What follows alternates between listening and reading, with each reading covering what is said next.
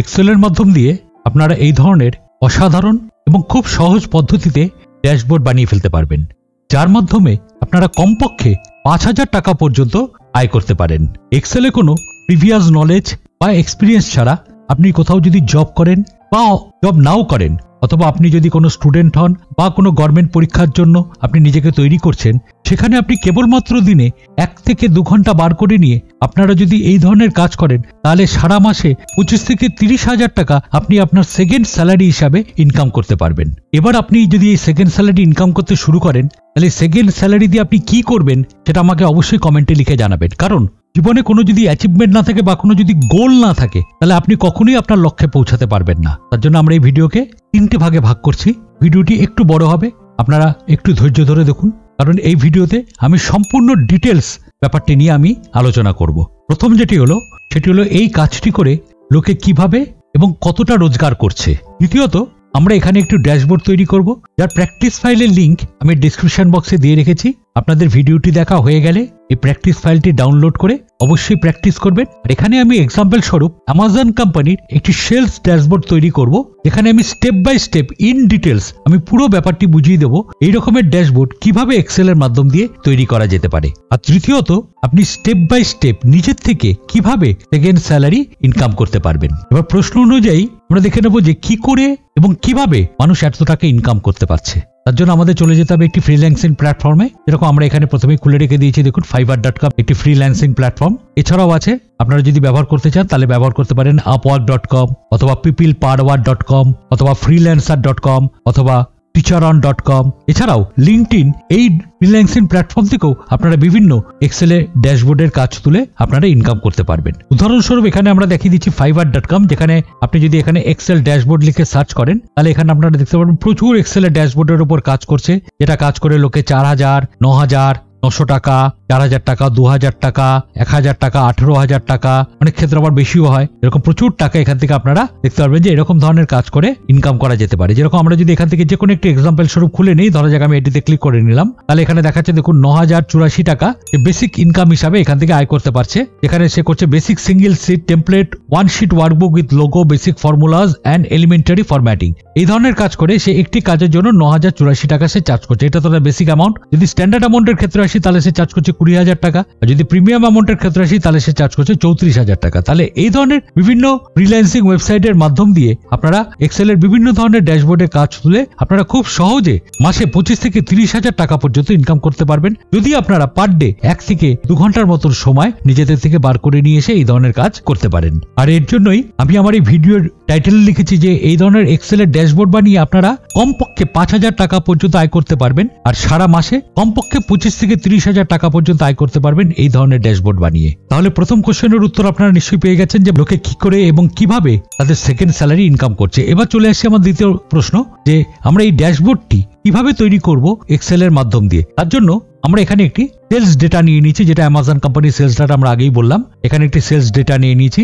এটির উপর বেস করে আমি স্টেপ বাই স্টেপ দেখিয়ে দেবো যে কিভাবে আমরা একটি ড্যাশবোর্ড বানিয়ে ফেলতে পারি, এবং এই ফাইলের লিঙ্ক আমার ডেসক্রিপশন বক্সে দেওয়া আছে। আপনারা অবশ্যই ফাইলটিকে ডাউনলোড করে নেবেন, ডাউনলোড করে নিয়ে অবশ্যই প্র্যাকটিস করবেন। এবার এই ডেটাটি হলো অ্যামাজন কোম্পানির একটি সেলস ডেটা, যেখানে ১০,০০০-এর ওপরও বেশি রো আছে, এবং এই ১০,০০০-এর ওপর রোর উপর বেস করে আমাদের একটি ড্যাশবোর্ড ক্রিয়েট করতে হবে, যার উপর বেস করে কোম্পানি ডিসিশন নিতে পারবে বা ডিসিশন তৈরি করতে পারবে। তাহলে এবার আমরা কাজটি শুরু করব যে কিভাবে আমরা এই ড্যাশবোর্ডটি বানাতে পারি। আর তার আগে আমার একটি হাম্বল রিকোয়েস্ট, ভিডিওটি অবশ্যই একটি লাইক দেবেন, কারণ এখানে আমি প্রচুর লাইকের আশা করছি, এবং যতটা সম্ভব আপনারা বিভিন্ন জনের কাছে ভিডিওটি শেয়ার করুন, কারণ এই ধরনের ভিডিও দেখে প্রচুর লোক প্রচুর টাকা ইনকাম করতে পারবে। আরেকটি রিকোয়েস্ট, চ্যানেলে যদি নতুন হয়ে থাকেন তাহলে অবশ্যই চ্যানেলটিকে সাবস্ক্রাইব করবেন, আর কমেন্ট করে অবশ্যই জানিয়ে দেবেন যে ভিডিওটি কেমন লাগলো। তাহলে এবার আমরা শুরু করতে পারি আমাদের কাজটি। এখানে আমাদের সেলস ডেটাটি রয়েছে, দেখুন এখানে সেলস ডেটাটি রয়েছে। আমি খুব আস্তে আস্তে ধীরে ধীরে আপনাদের ব্যাপারটি বুঝিয়ে দেবো, তার জন্য ভিডিওটা হয়তো একটু বড় হয়ে যাবে।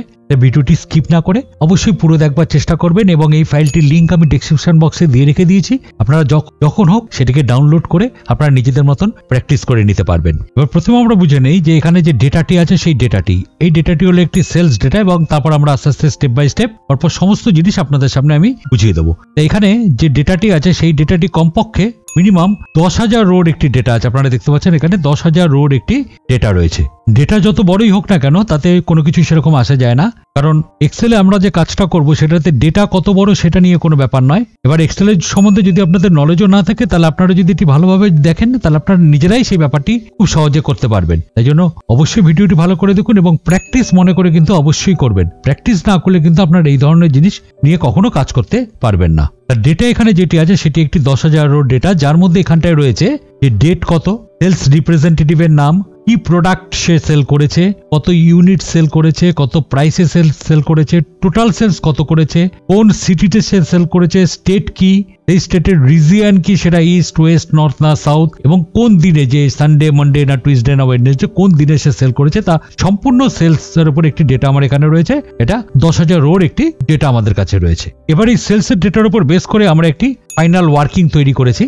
এখানে যে ফাইনাল ওয়ার্কিং আছে আপনারা সামনে দেখতেই পাচ্ছেন। অনেক সময় কি হয়, ক্লায়েন্ট আমাদের এই ফাইনাল ওয়ার্কিংটা দিয়ে দিতে পারে, বাট যদি আমাদের বলা হয় যে এই ফাইনাল ওয়ার্কিং এর উপর বেস করে যে আমরা এখানে সম্পূর্ণ একটি ড্যাশবোর্ড, একটি কমপ্লিট ড্যাশবোর্ড আমরা এখানটায় তৈরি করব, সেলস ডাটা, তারপর একটা ফাইনাল ওয়ার্কিং, কারণ এই ফাইনাল ওয়ার্কিংটা করতেও আমাদের অনেক সময় লেগে যায়। তারপর বেস করে যদি আমরা একটি ড্যাশবোর্ড তৈরি করি তাহলে আপনারা এর জন্য অনেক বেশি চার্জ করতে পারেন, বাট নর্মাল যদি ক্লায়েন্ট আমাদের কোনো ওয়ার্কিং দিয়ে দেয় তার জন্য আমরা এটা কম চার্জ করতে পারি। আর যদি আমাদের কিছু না দিয়ে থাকে, যে কমপ্লিট আমাদের যদি এরকম তৈরি করতে বলে, তার জন্য আমরা এই একটা ড্যাশবোর্ড বানানোর জন্য আমরা মিনিমাম 20 থেকে 25,000 টাকা পর্যন্ত আমরা ক্লায়েন্টের কাছে চার্জ করতে পারি। যেহেতু আমাদের এখানে ক্লায়েন্ট এরকম ওয়ার্কিংটা দিয়ে দিয়েছে, তার জন্য আমরা ক্লায়েন্টের কাছে তুলনামূলকভাবে কম চার্জ করতে পারি। খালি আমাদের যেটি করে দিতে হবে, আমাদের একটা ভিজুয়ালাইজেশন তৈরি করতে হবে, অর্থাৎ আমাদের ড্যাশবোর্ডে একটা ভিজুয়ালাইজেশন তৈরি করতে হবে। এবার এই ভিজুয়ালাইজেশনের উপর বেস করে আমরা চার্জ করতে পারি। যে কখনো নর্মাল ভিজুয়ালাইজেশন যদি তার জন্য আমরা 5,000 চার্জ করতে পারি, 7,000 চার্জ করতে পারি, 8,000, এবং একটু যদি টাফ টাইপের ভিজুয়ালাইজেশন হয়, মানে ডিফারেন্ট টাইপের যদি ভিজুয়ালাইজেশন হয়, তার জন্য আমরা মিনিমাম 10,000 টাকা পর্যন্ত চার্জ করতে পারি। বাট যদি আমাদের কোনো কিছু না দিয়ে থাকে, যেরকম এখানে ওয়ার্কিং ডেটা দেওয়া আছে, ফাইনাল ওয়ার্কিং ডেটা দেওয়া আছে, এরকম যদি না দিয়ে থাকে, তার জন্য আমরা 20 থেকে 25,000 টাকা পর্যন্ত আমরা ক্লায়েন্টের কাছে চার্জ করতে পারি। এবার ওয়ার্কিং ডেটার উপর আমরা যদি প্রথমেই দেখি, তাহলে এখানে দেওয়া আছে দেখুন কেপিআইস। কেপিআইস এর ফুল কথা হলো কি পারফরম্যান্স ইন্ডিকেটর। এই ব্যাপারটি খুবই ক্রুশিয়াল একটা ড্যাশবোর্ড তৈরি করার ক্ষেত্রে। যেরকম কি পারফরম্যান্স ইন্ডিকেটরে আমাদের প্রথমে এখানে রয়েছে অ্যাকচুয়াল কত অ্যামাউন্ট সে সেল করেছে, টার্গেট সেলস আর কত উচিত ছিল, কত পার্সেন্ট অ্যাচিভ করেছে, ডিফারেন্স কত পার্সেন্ট আছে। সেরকম একই এখানে ইউনিটের উপর বেস করেও আছে যে অ্যাকচুয়াল অ্যামাউন্ট কত আছে, টার্গেট অ্যামাউন্ট কত আছে। আবার এখানে সিটিজের উপর বেস করেও আছে যে অ্যাকচুয়াল সিটি কতগুলো সিটি টার্গেটেড করেছে, অ্যাচিভ কত করেছে এবং ডিফারেন্স কত হচ্ছে। এটা হলো কি পারফরম্যান্স ইন্ডিকেটর। আর পাশে যেগুলি রয়েছে সেগুলো হলো সেলস এর উপর বেস করে ডেটা আছে। যেরকম এখানটা রয়েছে কত প্রোডাক্টের কত ইউনিট সোল্ড হয়েছে, কোন স্টেটে কত সোল্ড হয়েছে, এবং পাশে যদি আমরা চলে আসি তাহলে এখানে দেখা যাবে যে কোন সিটিতে টোটাল কত সোল্ড হয়েছে। তাহলে এটা এখানে সেলস এর উপর বেস করে আমাদের এখানে ডেটাস গুলো রয়েছে। এখানে কেপিআইস আছে প্লাস সেলস এর উপর বেস করে ডেটাগুলি রয়েছে। এই সবকটা ডিটেলস নিয়ে আমাদের একটি ভিজুয়ালাইজেশন তৈরি করতে হবে এবং একটি শীটে আমাদের একটি ড্যাশবোর্ড বানিয়ে ফেলতে হবে। প্রথমে আমাদের কি করতে হবে, যে ইন্টারনেটে আমরা যদি সার্চ করি এরকম আমরা প্রচুর ধরনের ড্যাশবোর্ডের ডিজাইন দেখতে পারবো। সেরকমই একটা ড্যাশবোর্ডের ডিজাইন প্রথমে আপনাকে চয়েস করে নিতে হবে, যার পর বেস করে আপনি ড্যাশবোর্ডটি তৈরি করবেন। কিরকম ধরনের ড্যাশবোর্ড আমি এখানটায় বানাতে পারি। যেরকম আমরা ধরুন এরকম ধরনের একটি ড্যাশবোর্ডকে চয়েস করে নিয়েছি, আমরা এখানে দেখে নিচ্ছি যে এই ধরনের ড্যাশবোর্ড আমি তৈরি করবো। তার জন্য প্রথমে আপনাকে এখানে একটি ওয়ার্কআউট করে নিতে হবে যে কি ধরনের আপনি ড্যাশবোর্ড বানাতে চাইছেন। আর এই ড্যাশবোর্ড বানানোর ব্যাপারে আপনি আপনার ক্লায়েন্টের সঙ্গেও ডিসকাস করে নিতে পারেন যে ধরনের ড্যাশবোর্ড আমি এখানটায় চয়েস করেছি সেই ধরনের ড্যাশবোর্ড তাদের পছন্দ কিনা। আপনি সেটা আপনার ক্লায়েন্টের সঙ্গেও আলোচনা করে নিতে পারবেন। এবার এই ধরনের ভিজুয়ালাইজেশন আমরা এক্সেলে তৈরি করব। একটা শীটের মধ্যে এরকম একটা ড্যাশবোর্ড বানাবো এবং সেখানে আমরা দেখে নেবো যে কি কি জিনিস আমরা সেখানে দিতে পারি। যেরকম একটা ড্যাশবোর্ডের আমি একটা এক্সাম্পল নিয়ে নিচ্ছি, তারপর বেস করে আমরা একটা এক্সেলের ড্যাশবোর্ড বানিয়ে ফেলবো। এবার আমরা চলে আসলাম আমাদের কম্পিউটারে বা ডেস্কটপে বা ল্যাপটপে, আপনি যেখানে কাজ করুন না কেন। প্রথমে আমাদের কি করতে হবে, এখানে একটা সিট ইনসার্ট করে নিতে হবে। আমরা এখানে যে প্লাস সাইন আছে এটিতে ক্লিক করে আমরা একটি সিট ইনসার্ট করতে পারি, অথবা আমরা কিবোর্ড থেকে Alt+I+W প্রেস করেও আমরা একটি শীট ইনসার্ট করে নিতে পারি। আর এখানে যে শীটটি ইনসার্ট করলাম, আমরা এই শীটটির নাম চেঞ্জ করে এখানটা লিখে দিলাম ড্যাশবোর্ড। তাহলে ড্যাশবোর্ড লিখে আমাদের এখানে আমরা শীটে চলে এলাম। এটা আমাদের কাছে এখন একটি ব্ল্যাঙ্ক শীট। এবার ড্যাশবোর্ডের মধ্যে আমরা যেটা করি, প্রথমত একটি হলো ভিজুয়ালাইজেশন, যেখানে আমরা চার্টস, গ্রাফ এই জিনিসগুলো আমরা এখানে পুট করতে পারি। আর সবচেয়ে বড় যে ব্যাপারটি হলো সেই ব্যাপারটি হলো ফরম্যাটিং। ফরম্যাটিং আমরা ড্যাশবোর্ডে যত সুন্দর করতে পারবো তত ক্লায়েন্টের কাছে আমরা সেটা বেশি করে উপস্থাপন করতে পারবো। প্রথমে আমরা কি করলাম, এখান থেকে আমরা ভিউতে চলে গেলাম। ভিউতে চলে গিয়ে এখান থেকে যে গ্রিড লাইনস অপশনটি আছে, এই গ্রিড লাইনস অপশন টিক চিহ্ন দেওয়া আছে, এটিকে আমরা উঠিয়ে দিলাম। তাহলে কি হলো, এটি একটি সুন্দরভাবে একটা ড্যাশবোর্ডের জায়গা তৈরি হয়ে গেল। গেল। এবার আমরা আমাদের চোখের সামনে যেগুলি ভিজিবল আছে, আমাদের চোখের সামনে যেটা ভিজিবল আছে, যে সেলস বা যে রোগুলি বা যে কলামগুলি, আমরা সেটিকে সিলেক্ট করব। প্রথমে আমরা কি করলাম, শিফট চিপে পেজ ডাউন, প্রথমে 30টি রো অবধি সিলেক্ট হয়ে গেল, আবার শিফট চিপে পেজ ডাউন, তাহলে দেখুন এতগুলি রো আমার এখানে সিলেক্ট হয়ে গেল। এবার শিফট চেপা অবস্থাতে আমরা যদি আমরা রাইট অ্যারো করি, তাহলে এখানে আমার এতগুলি রো আমি পরপর সিলেক্ট করে নিলাম। এখানে দেখুন এতগুলি সেলস আমাদের সিলেক্ট হয়ে গেল। এর থেকে যদি বেশি একটু হয়ে যায় তা তো আমাদের কিছু যায় আসবে না, মোটামুটি আপনার একটা আন্দাজ করে একটা জায়গা সিলেক্ট করে নেবেন। এবার আমরা এখান থেকে চলে আসলাম হোম ট্যাবে। হোম ট্যাবে এসে আমরা এই যে সেলের কালারগুলোকে আমরা একটা হালকা গ্রে কালার দিয়ে দিচ্ছি, কারণ আমরা আগেই দেখেছি আমরা কিভাবে ভিজুয়ালাইজেশন করব, তার একটা চিন্তাধারা তো আমাদের মধ্যে অলরেডি একটা তৈরি হয়ে গেছে। তারপর বেস করে আমরা এখানে সেলগুলোর কালার একটা হালকা গ্রে কালার আমি এখানটায় পুট করে দিচ্ছি। এবার আমি এখানটা ক্লিক করলাম, তাহলে একটা হালকা গ্রে কালারের একটা জায়গা আমার এখানে তৈরি হয়ে গেল। এবার আমরা যেটা করব, প্রথম যে এই যে কলামটি আছে সেই কলামে আমরা একটি প্যানেল তৈরি করব। প্যানেল তৈরি করার মানে হলো, এখানে আপনারা যখন আমরা দেখেছিলাম যে এরকম ভাবে যে ভিজুয়ালাইজেশন করবো, এখানে দেখুন এই সাইডে একটি প্যানেল তৈরি করা আছে।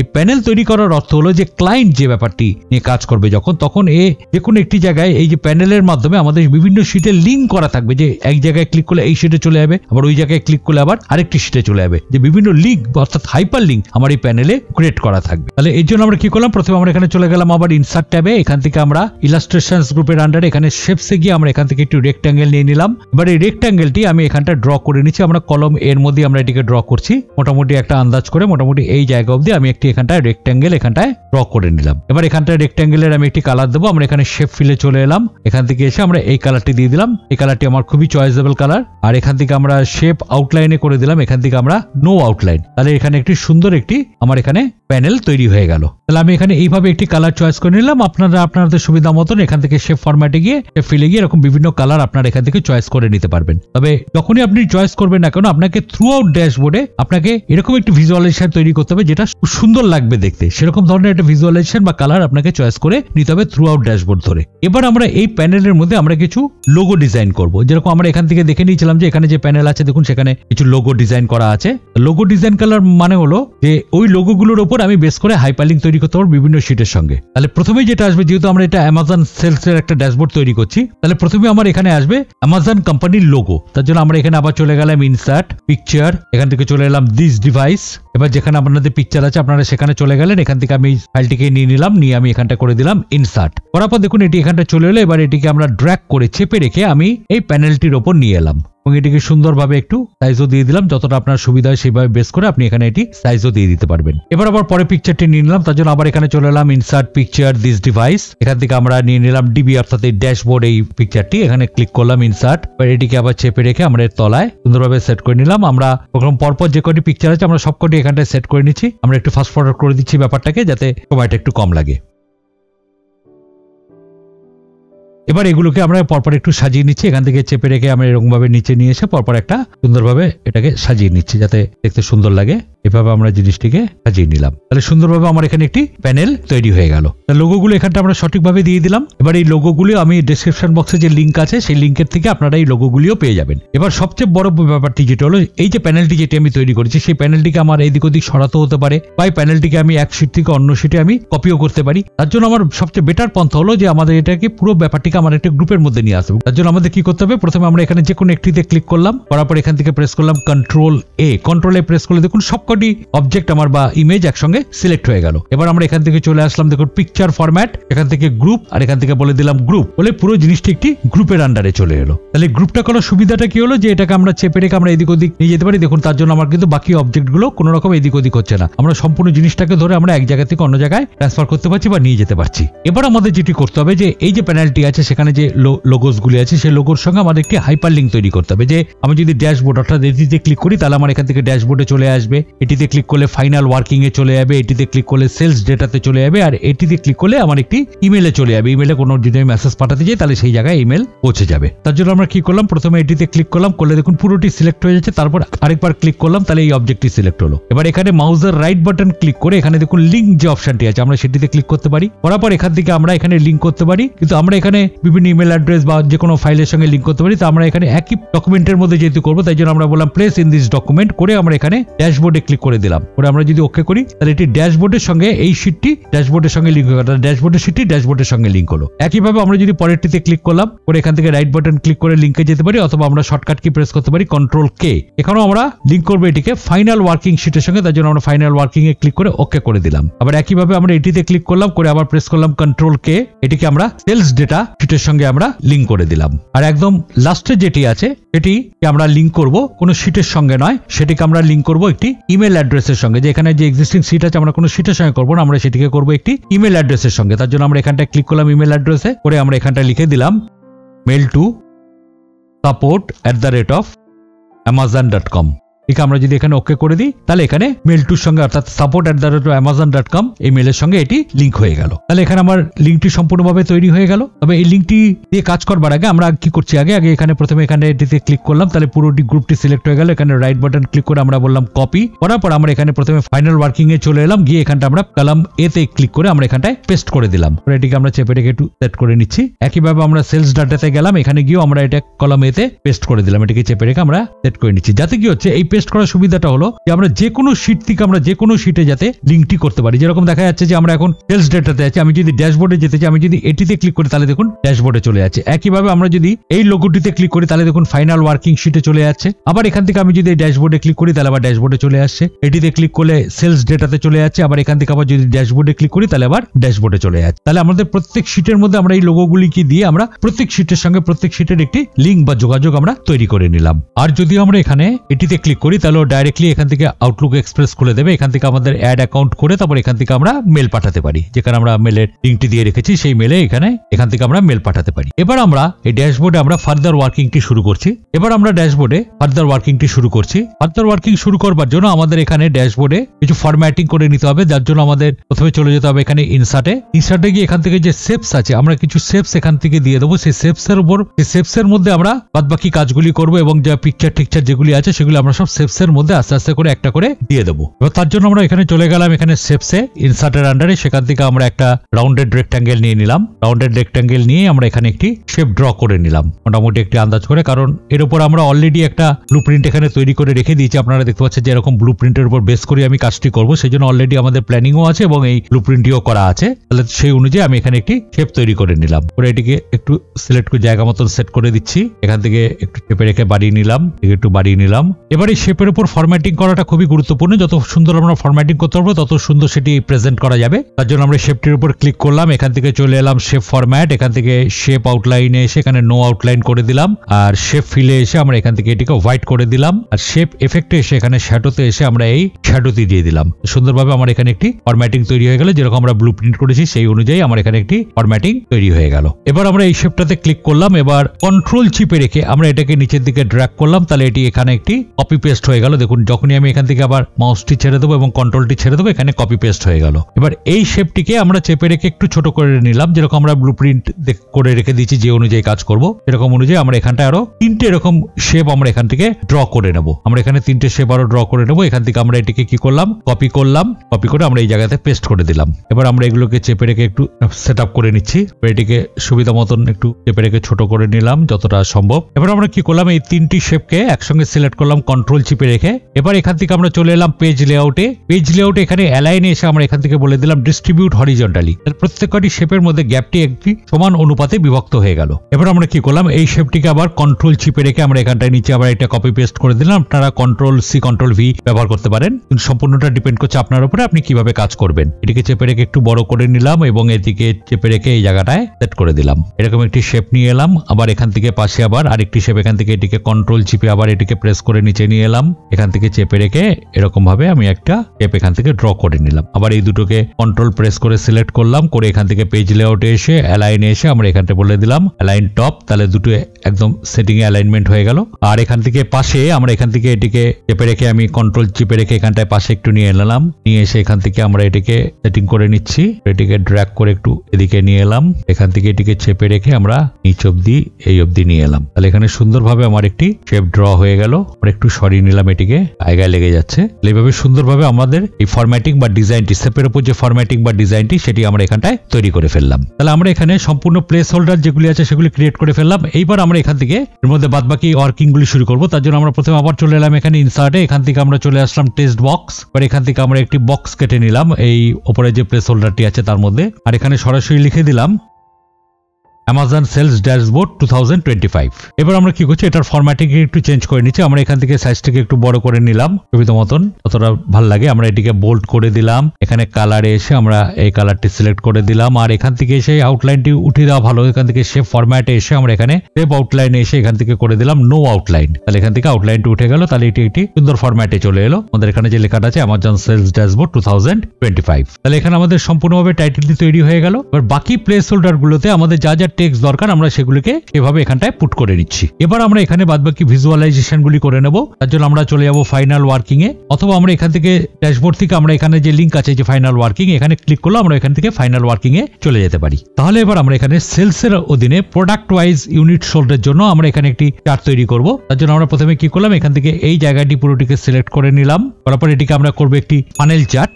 এর জন্য আমরা চলে গেলাম এখান থেকে ইনসার্ট ট্যাবে। ইনসার্ট ট্যাবে এখান থেকে আমরা এই যে চার্ট যে গ্রুপটি আছে তার পাশে যে ছোট্ট চিহ্নটি আছে আমরা এখানেও ক্লিক করতে পারি, অথবা আমরা এখান থেকে রেকমেন্ডেড চার্টে যেতে পারি এনার ফাইনাল চার্ট নেওয়ার জন্য। এবার ডিপেন্ড করছে আপনি কোন ভার্সন ব্যবহার করছেন। আমরা যদি এখান থেকে ক্লিক করি তাহলে এখানে পুরো চার্টের ইয়েগুলো চলে আসে। আমরা এখান থেকে যদি অল চার্টসে ক্লিক করি তাহলে এখান থেকে নিচে দেখুন এখানে ফাইনাল চার্টটি দেখিয়ে দিচ্ছে, অথবা আমরা রেকমেন্ডেড চার্টে যদি ক্লিক করি তাহলে এখান থেকেও দেখুন ফাইনাল চার্টটি চলে আসছে। আবার এখান থেকে অল চার্টসে ক্লিক করলে যে ফাইনাল চার্টে আছে আমরা জাস্ট এই ফাইনাল চার্টটিতে ক্লিক করলাম, ক্লিক করে এখান থেকে জাস্ট ওকে তে ক্লিক করলাম, তাহলে এখানে ফাইনাল চার্টটি আমার এখানটায় চলে এলো। এবার এই চার্টের উপর আমরা বাদবাকি ওয়ার্কিং গুলো করব। তার আগে আমরা কি করলাম, এটিকে কন্ট্রোল এক্স করে কাট করলাম, করে আমরা এখান থেকে চলে আসলাম ড্যাশবোর্ডে। এখানে এসে এটিকে কন্ট্রোল ভি দিয়ে পেস্ট করে দিলাম, কারণ এটি আমাদের ড্যাশবোর্ডে এনে এখানে সেট করতে হবে। এটা প্রোডাক্ট ওয়াইজ ইউনিটস এর ওইখানে এটিকে আমরা সেট করব। এবার এখানে পাশে যে প্লাস সাইনটি আছে আমরা এখানটিতে ক্লিক করলাম, করে এখানে অ্যাক্সিস এটিকে তুলে দিলাম, এখান থেকে চার্ট টাইটেল এটিকে তুলে দিলাম। আরেকটি কাজ আমাদের করতে হবে, যে যদি আমরা এটিকে সরাই দেখুন এটার উপর দিয়ে, তাহলে দেখুন পেছনের গুলো ভিজিবল হচ্ছে না, অথবা অর্থাৎ ওভারলে হয়ে যাচ্ছে। তার জন্য আমরা কি করলাম, এটিকে সিলেক্ট করা অবস্থাতে এখানে ফরম্যাটে চলে এলাম, এখানে শেপ ফিলে চলে এসে আমরা এখান থেকে নো ফিল করে দিলাম। এবার নো ফিল করার সুবিধা হলো যখনই আমি এটিকে সরাবো কোনো দিকে তখন দেখুন এটি পেছনে যে জিনিসগুলি আছে সেগুলি ভিজিবল হয়ে আছে। এবার আমরা এটিকে নিয়ে যাবো প্রোডাক্ট ওয়াইজ ইউনিটস এর উপরে। তার জন্য আমরা প্রথমে এটিকে একটু চেপে রেখে ছোট করে নিলাম, এটিকে চেপে রেখে আমরা প্রোডাক্ট ওয়াইজ ইউনিটস এর এখানে নিয়ে এলাম, নিয়ে এসে আরেকটু চেপে রেখে আমরা জাস্ট এটিকে সেটিং করে নিচ্ছি জায়গা অনুযায়ী, করে নিয়ে এটিকে চেপে রেখে আমরা নিচের দিকে টেনে নিয়ে এলাম। তাহলে এটি প্রোডাক্ট ওয়াইজ ইউনিটস এর এখানে এটি সুন্দর একটি ফানেল চার্ট তৈরি হয়ে গেল। আবার এটিতে ক্লিক করলাম, করে এখান থেকে আমরা শেপ আউটলাইনে এসে এখান থেকে এটিকে করে দিলাম নো আউটলাইন। তাহলে সুন্দরভাবে এখান থেকে আউটলাইনটি উঠে গেল এবং প্রোডাক্ট ওয়াইজ ইউনিটের এখানে আমার সুন্দরভাবে একটি ফানেল চার্টও তৈরি হয়ে গেল। আর বাদবাকি যে জায়গাগুলিতে আমি চার্টসগুলি বা গ্রাফসগুলি নিয়ে আসবো সেখানে আমরা সেই একই টেকনিক ইউজ করব, কারণ ড্যাশবোর্ডের ক্ষেত্রে এটা খুবই উপযোগী। তাহলে এটা ড্যাশবোর্ডটি দেখতে অনেক সুন্দর হয়। এবার আমরা এখান থেকে আবার চলে এলাম ফাইনাল ওয়ার্কিং এ। এবার এখান থেকে এপাশে দেখুন স্টেট ওয়াইজ, আমি স্টেট ওয়াইজ যেটা আছে চার্ট সেটার উপর আমি বেস করে একটি চার্ট বানাবো। এখানে আমরা একটি চার্ট নেবো ম্যাপ চার্ট। আমরা তার জন্য কি করলাম, এই জায়গাটিকে পুরো সিলেক্ট করলাম, করে এখানে ইনসার্টে চলে এলাম। এখান থেকে আমরা যদি এখানটায় ক্লিক করি তাহলে এখান থেকে দেখুন আমার ইন্ডিয়ার উপর ম্যাপের উপর বেস করে আমাকে এখানে একটি স্টেট ওয়াইজ চার্ট এখানে শো করে দিয়েছে। খুব সুন্দর এই চার্টটি। আমরা এখান থেকেও যেতে পারি, অথবা আমরা এখানে যে ম্যাপস আছে আমরা যদি এখানে ক্লিক করি ফিল্ড ম্যাপ, তাহলে এখানেও ইন্ডিয়ার উপর দেখুন আমার একটা ফিল্ড ম্যাপ চলে এসে আমরা এখানটাও চলে আসতে পারি। এবার এটাকেও আমরা এখানে একটু ভিজুয়ালাইজেশন করবো। তার আগে আমরা কি করলাম, এটিকে কন্ট্রোল এক্স করলাম, করে এখানে আমরা পাশে ড্যাশবোর্ডে চলে এলাম, এখানে এসে কন্ট্রোল ভি করে পেস্ট করে দিলাম। এবার আমরা এখানেও এটিকে ভিজুয়ালাইজেশন করবো। তার জন্য আমরা এখান থেকে চলে এলাম পাশের এখানে প্লাস সাইনে, এখান থেকে আমরা চার্ট টাইটেল তুলে দিলাম, এখান থেকে লিজেন্ড তুলে দিলাম, আর এটিকে চেপে রেখে আমরা একটু ছোট করে নিচ্ছি। একইভাবে আমরা এখানে ফরম্যাটে আসলাম, এখান থেকে শেপ ফিলে এসে এখান থেকে করে দিলাম নো ফিল, আর এখানে শেপ আউটলাইনে এসে এখানটা করে দিলাম নো আউটলাইন, যেটা আমরা পূর্ববর্তী ক্ষেত্রে করেছিলাম। এবার এটিকে একটু চেপে রেখে ছোট করে আমরা সুন্দরভাবে এটিকে স্টেট ওয়াইজ যে জায়গাটি আছে এই জায়গাটিতে আমি এটিকে সেট করে দিচ্ছি। যতটা সুন্দরভাবে করা যেতে পারে সেই অনুযায়ী আমি এটিকে স্টেট ওয়াইজ যে জায়গাটি আছে সেই জায়গায় আমি এটিকে সেট করে দিলাম। এবার আমরা এখান থেকে আবার চলে এলাম ফাইনাল ওয়ার্কিং এ। এবার একদম শেষে যেটি আছে সেটি হলো সিটি। এর উপর বেস করে আমরা যেটা টোটাল শেষের উপর বেস করে চার্ট করবো, আমরা সেই জন্য সেই জায়গাটিকে আবার পুরো সিলেক্ট করলাম, সিলেক্ট করে এখান থেকে আবার চলে এলাম ইনসার্টে চার্টে এসে আমরা এখান থেকে লাইন চার্ট এখানে আমাদের অলরেডি দেওয়াই আছে, আমরা এখান থেকে এটিকে নিয়ে নিলাম। এবার এখান থেকে আমরা এই চার্টে নিয়ে নিলাম। এবার লাইন উইথ মার্কার্স, এবার এটিকে আমরা কন্ট্রোল এক্স করলাম, করে এখান থেকে আবার চলে এলাম পাশের ড্যাশবোর্ডে, এখানে সেটিকে কন্ট্রোল ভি করে পেস্ট করে দিলাম। এবার এটির উপর আমরা কাজগুলি করে নিচ্ছি। আমরা এখানে প্লাসে ক্লিক করলাম, করে এখান থেকে আমরা অ্যাক্সিসটাকে আমরা রেখে দিচ্ছি। আমরা এখান থেকে চার্ট টাইটেলটিকে তুলে দিলাম আর এখান থেকে গ্রিড লাইনসটিকে তুলে দিলাম। অ্যাক্সিসটা এখানে থাকবে, তাহলে সুবিধা হবে বুঝতে যে কোন সিটির উপর বেস করে হচ্ছে। আর এখানে এসে চার্ট ডিজাইনে এসে এখানে ফরম্যাটে এসে আমরা এখান থেকে আবার শেপ ফিলে করে দিলাম নো ফিল, আর শেপ আউটলাইনে এখান থেকে করে দিলাম নো আউটলাইন। এটিকে আমরা চেপে রেখে আবার একটু ছোট করে নিলাম। এখান থেকে সিটি ওয়াইজ যে সেলস আছে আমরা এই জায়গায় এটিকে নিয়ে আসলাম, সেটিং করে নিচ্ছি, নিয়ে সেটিকে চেপে রেখে আমরা এইভাবে এই জায়গাটা এটিকে সেট করে দিলাম। তাহলে সুন্দরভাবে আমার একটি ভিজুয়ালাইজেশন তৈরি হয়ে গেল সিটি ওয়াইজ সেলস এবং এখানে স্টেট ওয়াইজ সেলস এর একটা ইন্ডিয়ার ম্যাপের উপর বেস করে, আর সিটি ওয়াইজ সেলস এখানে সুন্দরভাবে একটি লাইন চার্ট আর এখানে একটি ম্যাপ চার্ট আমার এখানে ভিজুয়ালাইজেশন হয়ে গেল ড্যাশবোর্ডের উপরে। এবার এখান থেকে আমরা আবার চলে এলাম ফাইনাল ওয়ার্কিং এ। এবার এখান থেকে আমরা কেপিআইস রিলেটেড আমরা চার্টস তৈরি করব। তার আগে একটি কথা বলে দিই, ভিডিওটি যদি এখনো লাইক না করে থাকেন তাহলে অবশ্যই একটি লাইক করে দেবেন, কারণ এই ধরনের ভিডিও বানাতে প্রচুর পরিশ্রম করতে হয়। আর চ্যানেলে যদি নতুন হয়ে থাকেন তাহলে অবশ্যই চ্যানেলটিকে সাবস্ক্রাইব করে দেবেন। আর এই ফাইল আমাদের ডেসক্রিপশন বক্সে লিংক দেওয়া আছে, অবশ্যই ফাইলটিকে ডাউনলোড করে নিয়ে প্র্যাকটিস করবেন। তাহলে কেপিআইস রিলেটেড চার্টের জন্য আমরা এখান থেকে দেখুন এই যে অ্যাচিভ দ্য ডিফারেন্স, এই যে দুটি আছে এই দুটির উপর বেস করে আমরা একটা ডোনাট চার্ট তৈরি করব। অ্যাচিভ মানে কত পার্সেন্ট অ্যাচিভ করেছে, ডিফারেন্স কত পার্সেন্ট আছে, এই দুটিকে আমরা সিলেক্ট করলাম। এখানে ইনসার্টে চলে এলাম, এখানে যে পাই চার্ট যেটি আছে আমরা যদি এখানে ক্লিক করি এখান থেকে আমরা নিয়ে নিলাম ডোনাট চার্ট। এবার আমরা এখান থেকে কি করলাম, এটিকে ক্লিক করে এখান থেকে আমরা এসে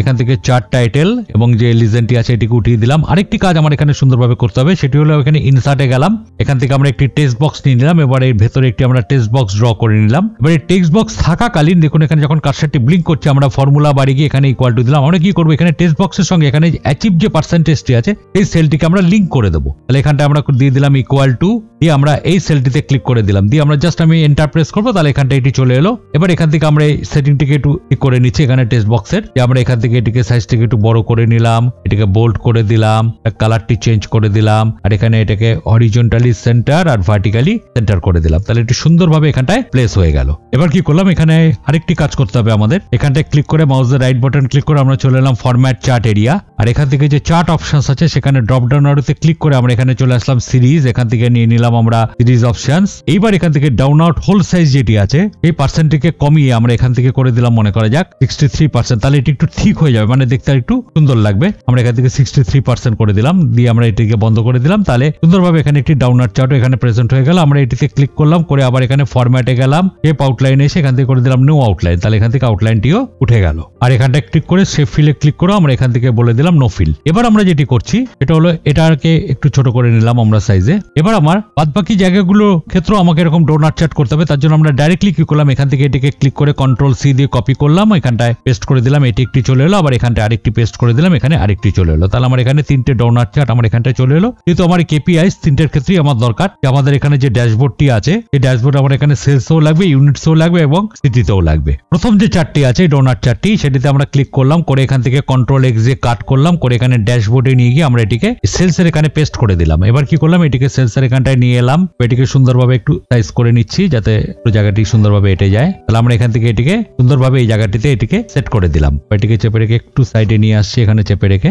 আর সুন্দরভাবে আমি এটিকে এখানে সেলসের আন্ডারে সেট করে দিলাম। এবার আমরা এখান থেকে আবার চলে এলাম ওয়ার্কিং এ। এবার পরের যে চার্টটি আছে আমরা সেটিতে ক্লিক করলাম। এবার এখানে একটু ছোট্ট চেঞ্জিং করতে হবে, যে এখানে যে চার্টের যে লিঙ্কটি করা আছে এখানে আমরা ক্লিক করলে দেখতে পাচ্ছি সেই লিঙ্কটি করা আছে এই জায়গাটির সঙ্গে। এখানে যে চার্টের যে লিঙ্কটি আছে আমরা দেখতে পাচ্ছি যে সেই লিঙ্কটি করা আছে আমাদের এই জায়গাটির সঙ্গে। আমাদের জাস্ট কি করতে হবে, এখানটায় আমরা মাউসটাকে নিয়ে এসে দেখুন একটা 4 হেডেড 4 হেডেড অ্যারো দেখাচ্ছে, আমরা এটিকে চেপে রেখে আমরা ইউনিট সোল যেখানে আছে, যেখানে অ্যাচিভ যাচ্ছে 92%, আমরা সেই জায়গাতে এটিকে সেট করে দিলাম। তাহলে এটার সঙ্গে এটি লিঙ্ক হয়ে গেল। আরেকটু ছোট কাজ করতে হবে, এখানে যে আবার টেক্সট বক্স যেটি আছে সেখানে আমরা যখন ক্লিক করছি তখন এখানে দেখাচ্ছে দেখুন $D$7, আমাকে এখানে যেটিতে 92 আছে যে সেলটিতে এটা আছে আমার এখানে D14 এ আমরা তার সঙ্গে লিঙ্ক করে দেবো, কারণ এখানে সেই পার্সেন্টেজটি আমার এখানে শো করবে। তাই জন্য আমরা এখানে 70কে কেটে আমার এখানটা লিখে দিলাম 14, লিখে আমি এন্টার দিয়ে দিলাম। তাহলে এখানটায় 92% এখানটায় চলে এলো। এবার এর ফরম্যাটিংটা চেঞ্জ হয়ে গেছে। ফরম্যাটিং এর জন্য আমরা কি করলাম, এই যে পাশে যে আরেকটি ডাউনলোড চার্ট আছে আমরা এটিতে ক্লিক করলাম, এই টেক্সটে এখানে ক্লিক করলাম, করে এখান থেকে ফরম্যাট পেন্টারে ক্লিক করলাম, করে জাস্ট আমরা এটার উপরে ক্লিক করে দিলাম। তাহলে এটার যে ছিল সেটি আবার এখানটায় চলে এলো। আরেকটি কাজ আমাদের করতে হবে, এখানে পাশে আমরা পাশে একটি পার্সেন্টেজ সাইন দিয়ে দেবো। এখানটায় ক্লিক করলাম টেক্সট বক্সে, এটাকে বড় করে দিলাম, এখানে পাশে পার্সেন্টেজ সাইনটি চলে এলো। এবার সেন্টারিংটাকে একটু ঠিক করে দিলাম। আবার এটার ক্ষেত্রে আমরা এখানটায় পাশে একটি পার্সেন্টেজ সাইন দিয়ে দিলাম, কারণ এটিকে সেন্টার করে দিলাম। আর আগে যেটি করেছিলাম আমরা ড্যাশবোর্ডে, সেটা তো আমার পার্সেন্টেজ দিতে আমি ভুলে গেছিলাম। এখানেও ক্লিক করে আমরা এখানে একটি পার্সেন্ট সাইন দিয়ে দিলাম, এটাকে আমরা সেন্টার করে দিই। সুন্দরভাবে এটি হয়ে গেল। আবার আমরা কি করলাম, এটিতে ক্লিক করলাম করে এখান থেকে কন্ট্রোল এক্স করলাম করে এখানে আমরা আবার ড্যাশবোর্ডে চলে আসলাম, এখানে সেটিকে পেস্ট করে দিলাম। এবার এটিকে আমরা নিয়ে আসলাম এখানে ইউনিটের এখানে এনে এটিকে সুন্দরভাবে এটিকে সেট করে দিলাম। এটিকে চেপে রেখে আমরা একটু সাইজগুলোকে ঠিকঠাক করে নিচ্ছি। সুন্দরভাবে আমি এটিকে এখানটায় সেট করে দিলাম। এবার এখানে সাইজগুলো সেম আছে কিনা সেটি দেখবার জন্য আমরা কি করলাম, এখান থেকে এটিতে ক্লিক করলাম, আমরা এখান থেকে ফরম্যাটে চলে এলাম 4.5, এখানেও এটা আছে 4.5 দেখে নিলাম। আমরা এবার এটিতে ক্লিক করলাম করে আমরা এখান থেকে আবার সেটিকে ঠিক করে দিলাম, যে এখানটা লিখে দিলাম 4.5, আবার এটিতেও লিখে দিলাম 4.5, তাহলে দুটো সেম সাইজে চলে এলো। এবার আমরা কি করলাম, আবার এখান থেকে ফাইনাল ওয়ার্কিং এ চলে এলাম, এখান থেকে আমরা ক্লিক করলাম এই ডাউনার চার্টটিকে, এটিকে সেট করে আমরা এখানটায় নিয়ে এলাম। এবার এর ক্ষেত্রে আমরা একই কাজ করবো, যে এখান থেকে যে সেলটি টার্গেট করা আছে সেটিকে আমরা চেঞ্জ করে আমরা সিটিজে নিয়ে আসবো। তাহলে এখানে একটা 4 হেডেড অ্যারো চলে এলো, এটাকে চেপে রেখে আমরা এই জায়গাটায় নিয়ে এলাম। আর টেক্সট বক্সের এখানে ক্লিক করে আমরা এখানে অ্যাচিভ যেটি আছে সেই সেল যেটি আছে সেটিকে আমরা সেট করে দেবো, অর্থাৎ এই সেলটি আমরা এখান থেকে এটাকে D7টাকে মুছে এটাকে করে দিলাম D21, এখানটা দিয়ে দিলাম। তারপর এটিতে ক্লিক করে কন্ট্রোল এক্স দিয়ে এটিকে কাট করলাম, ড্যাশবোর্ডে চলে গেলাম, এটিকে পেস্ট করে দিলাম। এটা করে দিয়ে আমরা চেপে রেখে এখানে সিটির এখানে নিয়ে এলাম। এবার সাইজটিকে সেম করবার জন্য আমরা এখানে ফরম্যাটে চলে এলাম, এখান থেকে আমরা লিখে দিলাম 4.5, এটার ক্ষেত্রেও 4.5, আর এটিকে চেপে রেখে আমরা এই জায়গাতে মোটামুটি একটু সেট করে দিলাম। আর এখানে ফরম্যাটিংটাকে ঠিক করবার জন্য এখানে যে কোনো একটিতে ক্লিক করলাম করে এখান থেকে ক্লিক করলাম ফরম্যাট পেইন্টার করে এটার উপর ক্লিক করে দিলাম, তাহলে এটিও একটা সুন্দর ফরম্যাটে চলে এলো। তাহলে আমার এখানে সুন্দরভাবে 3টি ডাউনার চার্ট আমার এখানে তৈরি হয়ে গেল এই ড্যাশবোর্ডের মধ্যে। এবার আমাদের একটি ছোট্ট কাজ করতে হবে, যে আর অল্প একটু কাজ বাকি আছে। তার জন্য আমরা কি করলাম, এখানে সেলসে ক্লিক করলাম, যে সেলসের ভ্যালু এবং ইউনিটস এর ভ্যালু আর সিটিজগুলি আমার এখানে দেখাতে হবে। এটিতে ক্লিক করলাম, এবার এটিকে কন্ট্রোল চেপে রেখে এই বক্সটিকে আমরা নিচে এখানটায় সেটিং করে দিলাম। এই কি করলাম, এটি থাকা অবস্থাতে এই জায়গাটাতে ক্লিক করা অবস্থাতে আমরা এই জায়গাতে এখানটায় লিখে দিলাম ইকুয়াল টু, লিখে এখান থেকে আমরা চলে গেলাম ফাইনাল ওয়ার্কিং এ গিয়ে আমরা অ্যাকচুয়াল সেলস যেটি আছে সেই অ্যামাউন্টটি অর্থাৎ সেই সেলটিকে আমরা এর সঙ্গে লিঙ্ক করে দিলাম। জাস্ট এখানে এন্টার প্রেস করলাম, এখান থেকে এটি ভিজিবল হচ্ছে না, আসলে কিছুই নয়। এটাকে আমরা যদি চেপে রেখে একটু বড় করি তাহলে দেখুন এটি চলে আসছে। আর ফরম্যাটটি অ্যাপ্লাই করার জন্য আমরা এটিতে ক্লিক করলাম, এখান থেকে ক্লিক করলাম ফরম্যাট পেইন্টার করে এটার উপর ক্লিক করে দিলাম, আবার এটিকে চেপে রেখে একটু জায়গা মতন বড় করে নিলাম, তাহলে এটি সুন্দরভাবে এখানে সেলসের এখানটা এটি চলে এলো। একইভাবে আমরা কি করলাম, এখানে ইউনিটটিতে ক্লিক করলাম, এই জায়গাটাতে ক্লিক করে আমরা এটিকে কন্ট্রোল চিপে কন্ট্রোল প্রেস করে আমরা নিচে এটিকে কপি করে দিলাম। করে দেওয়ার পর একই অবস্থায় এখানটা ক্লিক করে আমরা এখানটা প্রেস করলাম ইকুয়াল টু, আর ফাইনাল ওয়ার্কিং এ সেখানে ইউনিট সোলস যে অ্যামাউন্ট আছে সেটিকে আমরা সেট করে দিলাম, এখানে লিঙ্ক করে দিলাম, এন্টার দিলাম, তাহলে এটি এখানটা চলে এলো। আবার এখানে ইউনিটে ক্লিক করলাম, এখান থেকে ক্লিক করলাম ফরম্যাট পেইন্টার করে এটার উপর ক্লিক করে দিলাম, তাহলে সেম ফরম্যাটে চলে এলো। এটিকে জাস্ট চেপে রেখে একটু বড় করে দিলাম আর এখানে সাইজটিকে একটু জায়গা মতন সেট করে দিলাম। এরকম ভাবে আমরা এখানে সিটিজের এখানেও ক্লিক করলাম, এখান থেকে এটিকে কন্ট্রোল চেপে রেখে আমরা এটিকে নিচে এখানটায় সেট করে নিয়ে এলাম, এখানটা ক্লিক করলাম, এখানটা দিলাম ইকুয়াল টু, দিয়ে আমরা ফাইনাল ওয়ার্কিং এ চলে এসে এখানে সিটির যে সেলটি আছে সেটিতে ক্লিক করে দিলাম, দিয়ে আমরা এখানে এন্টার দিয়ে দিলাম, তাহলে এখানে সিটিটি চলে এলো। একইভাবে এটিতে ক্লিক করলাম,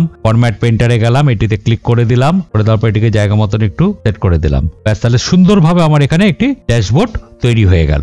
এই ড্যাশবোর্ডটি যেটা দেখলেন ভিডিওটি, এটি দেখে আমার প্র্যাকটিস ফাইলটি লিঙ্কে দেওয়া আছে, এটি ডাউনলোড করে নিয়ে অবশ্যই প্র্যাকটিস করবেন। কারণ খালি দেখলেই হবে না যে আমি একবার কি দুবার বা তিনবার বা চারবার আমি দেখে নিলাম, দেখলেই আমার কাজটি হয়ে গেল বা আমি টাকা ইনকাম করতে শুরু করে দিলাম, তা হবে না। আপনাকে এটিকে নিয়ে আপনাকে একবার নয়, দুইবার নয়, তিনবার নয়, আপনাকে বারবার এটিকে প্র্যাকটিস করতে হবে। যত আপনি প্র্যাকটিস করবেন তত বেশি সুন্দরভাবে আপনি এরকম ভাবে ড্যাশবোর্ড তৈরি করতে পারবেন, হয়তো এর চেয়ে আরো বেশি সুন্দর করতে পারবেন। তাই জন্য অবশ্যই ভিডিওটি দেখবেন এবং দেখে সেই জিনিসগুলো আপনারা নিজেদের মতন নিজেরা প্র্যাকটিস করবেন। তাহলে আশা করি আপনাদের ভিডিওটি ভালো লেগেছে। ভিডিওটি যদি ভালো লেগে থাকে তাহলে অবশ্যই লাইক, শেয়ার এবং সাবস্ক্রাইব করবেন। কমেন্ট করে অবশ্যই জানিয়ে দেবেন ভিডিওটি কেমন লাগলো। এর পরবর্তী ভিডিও খুব তাড়াতাড়ি নিয়ে আসছি, সঙ্গে থাকুন।